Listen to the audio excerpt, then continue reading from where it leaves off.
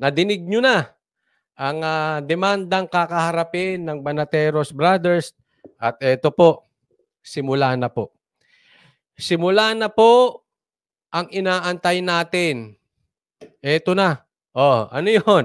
Oh, eto, fist bump muna tayo, ha? Simula na 'yan. Saka na po tayo magsasalita ng kumpleto, pero eto na po 'yon. Okay? Pero meron tayong katanungan dito, sana sagutin po ng marami dito sa YouTube. Dapat na ba tumahimik ang Banateros Brothers? Yes, kasi tama ang BBM admin. No, tuloy ang laban, Banateros Brothers. Ayan, so sa 32 votes, 3% ang bumoto yes kasi tama ang BBM admin. 3% lang. At no, tuloy ang laban. O yan, alam nyo po, aminin man namin or hindi, ako na lang personally, ay napakalaking bagay po kung kayo po ay nasa aming likuran. Hindi lang po namin ma-replyan. Ako personally, hindi ko ma-replyan lahat, pero nababasa ko po. At gano'n na rin po si Bantag. Sigurado ako si General Bantag nababasa din niya ang mga komentaryo niyo. 'Yun ang nagpapalakas ng loob. Isipin niyo, birthday ko 'yan ang balita. Hindi ko tuloy alam kung magse-celebrate ako or hindi, 'no? Pero sa akin, sabi nga, pick your battles. At dahil nag-birthday ako, isinantabi ko muna. Ibig sabihin may purpose. Relax ka muna, diyan ka muna sa Gedli. Oh. At for the meantime, hindi ko muna battle 'yon, bahala na Diyos do'n. At kung pagdating ng demanda, haharapin po namin 'yan. Kasi karapatan naman ni Boying 'yang magdemanda. Pero karapatan naming ipagtanggol ang aming sarili. Ang sa akin lang eto, bakit niyo binubusalan ang bunganga ng mga media? Ayan po ang bibigay tayo mamaya ng komentaryo patungkol sa ano bang kakaharapin ng Banateros Brothers ba bago magsimula ang sasagutin natin 'yan bago magsimula ang interview kay Bantag. Ano ba muna ang preparation ginawa ng Banateros Brothers, et cetera, et cetera. Mamaya din pag-uusapan natin ngayon. Personal ba ang dahilan ng demanda? Kasi iba pong nakikita natin sa telebisyon, iba ang nakikita natin sa media. Meron bang personal na dahilan itong demanda ni Boying? Meron ba kaming alam na hindi alam ng iba bakit merong demanda? Virginia Myers, wag pong susuko, abuse of powers ang systematic nila. Ayan, Ito po again, hindi ko man kayo nasasagot lahat. Hindi ko man nababasa live ang inyong mga sinasabi, pero nababasa ko po yan in private. Siyempre, nakakataba po ng puso. Yung bang minsan magda-down ka, ikaw nang gumawa ng tama, binigyan mo na ng boses, ikaw pang makakatanggap ng ganyan. Minsan totoo tao lang po kami, nakaka-down. Pero napakalaking bagay niyang ginagawa po ninyo na kayo'y nakikita namin nasa likod. Sama-sama tayo sa preso. Hindi. Kami ay naniniwala sa korte, sa hukuman, justice will prevail. Kung sa iba, walang hustisya. Kung sa iba, hindi Department ng Hustisya, sa korte, kami naniniwala may hustisya. Laban lang mga Banateros Brothers, mananaig ang nasa katotohanan at malulugmog ang mga kasinungalingan. Ayan po Bago po tayo patuloy magbasa, nung nabasa ko po ito, actually, ang unang nagmensahe sa akin ay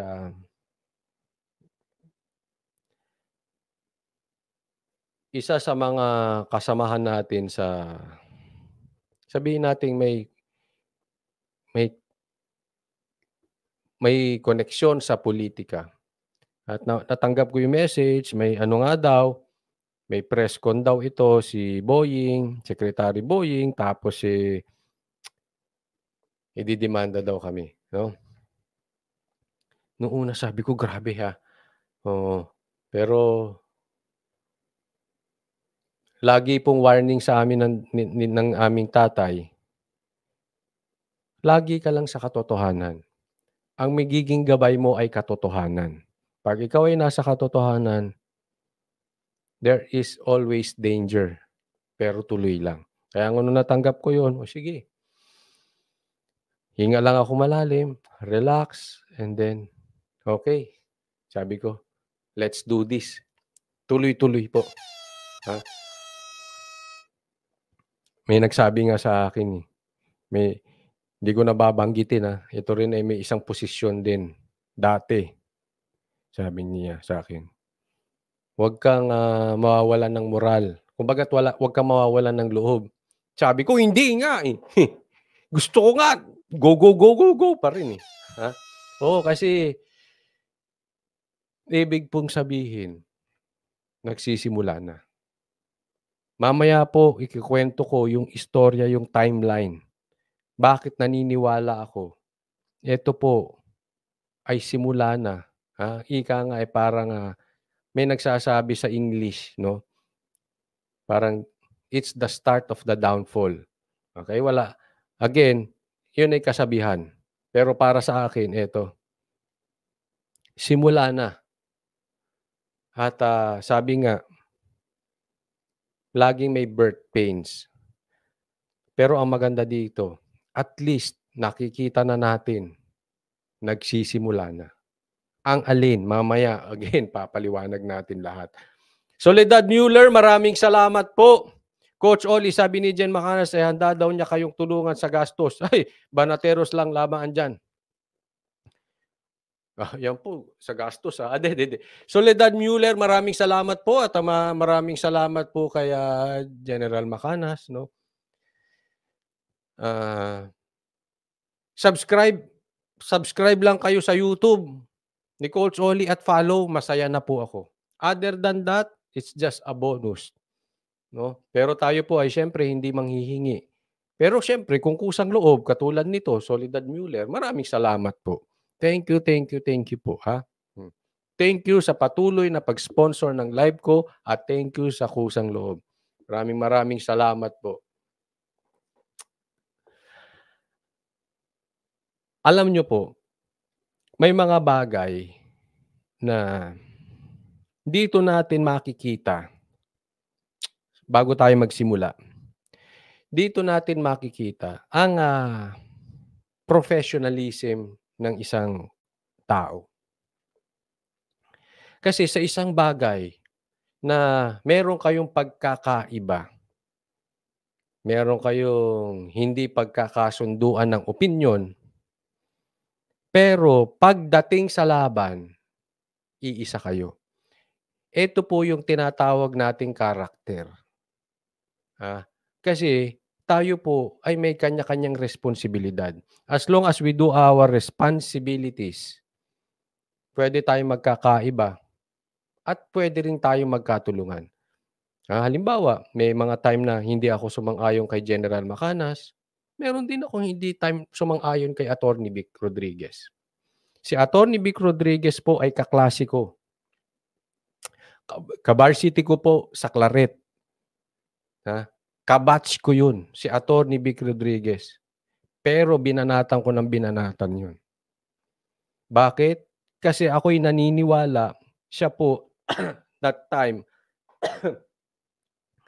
ay pinagtatanggol niya ang sa aking pananaw ay mali. Pero ngayon kami po ay magkasundo. At the end of the day, kami pa rin yung former batchmates. At the end of the day, kami pa rin ang former varsity, co-varsity. So, wala yun. Ngayon, parehas na kami sa tingin ko lang, parehas na kami ng pinaglalaban. Laban sa mga tambaluslos, laban sa mga tiwali nitong bayan na ito. Gano'n po.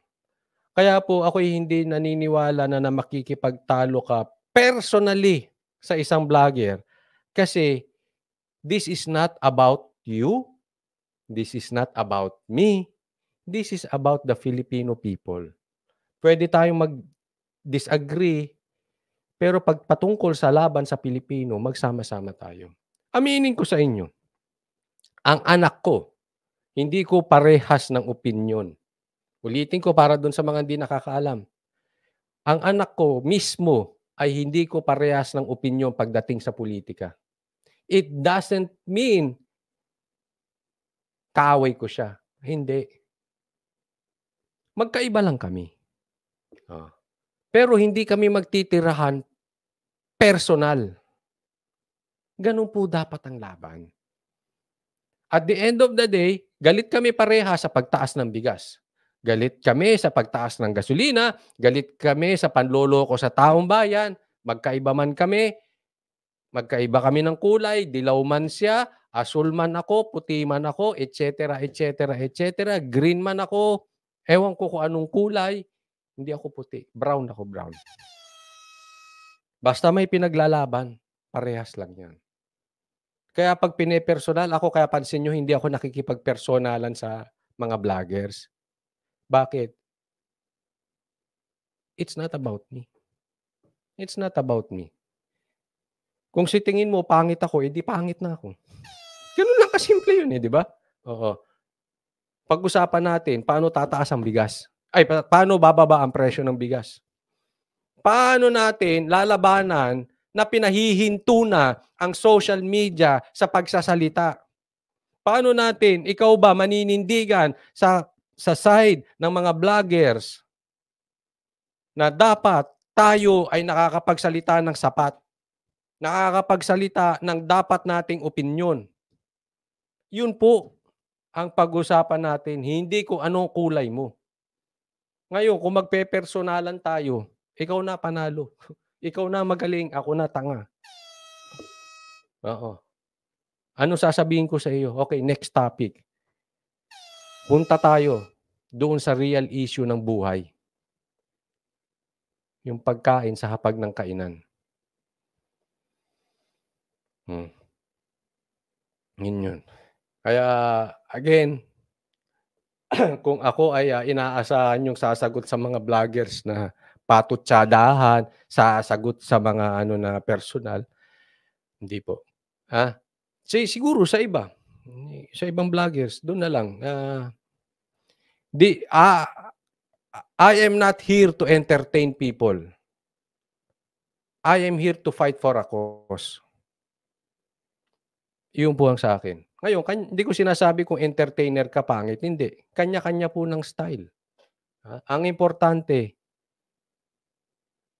may purpose yung iyong pinaglalaban. Otherwise, maging showbiz vlogger ka na lang. Kasi kung hahanapin mo ganun lang, dun ka na lang, 'di ba?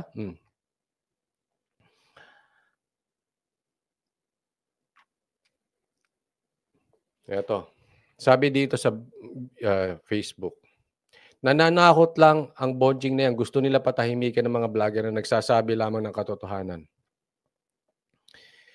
Eto po sa akin,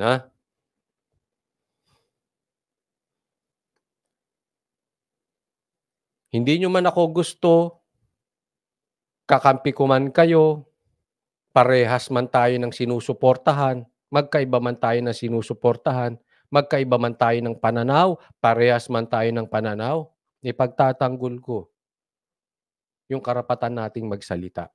Kasi yan po ang responsibilidad, yan po ang trabaho natin bilang vloggers. Kung tayo ay patatahimikin, babalik tayo sa panahon ni Marcos Sr. ng martial law. Hahawakan tayo sa leeg. Hindi pwedeng tayo'y patatahimikin. Hindi pwede. At yan po ay pinapangako ko. If kailangan lumaban, lalaban ako dyan. At ipapangako ko yan, kahit ikaw ay kalaban ko pa, kahit ako ay binabash mo pa, kahit iba ang kulay mo, pero magkasama tayo, ayaw mo ipatahimikin ng mga vloggers, I salute you, magkasama tayo dyan. Hindi pwedeng patatahimikin kasi tahimik na nga media eh. Ako ngayon nagpapasalamat dahil may na-pick up na ngayon. Pero tahimik ang media about that. Kung hindi magsasalita ang vloggers, kontrolado, hawak sa leeg ni Marcos ang buong Pilipinas. Sino magsasabi na tama sila o mali? Sila rin?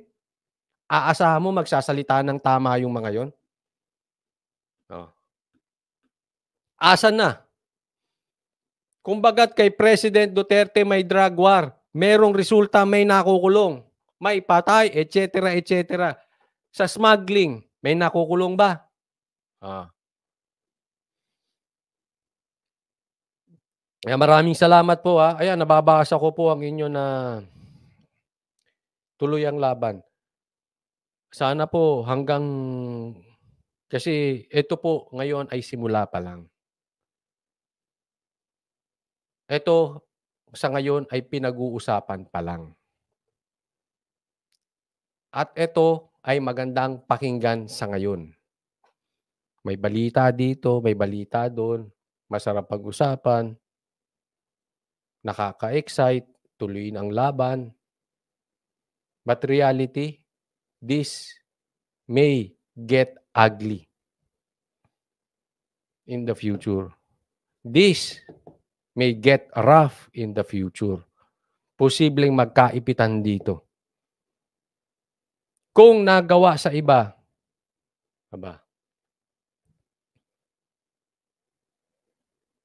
mahirap. Kaya sana, if this gets ugly, nasa likod pa rin namin kayo. If this gets tough, pag ito ay talagang medyo hindi na maganda nangyari, sana nasa likod pa rin namin kayo. At maraming salamat doon sa nagpapadala ng suporta, especially doon sa mga vloggers. Thank you po.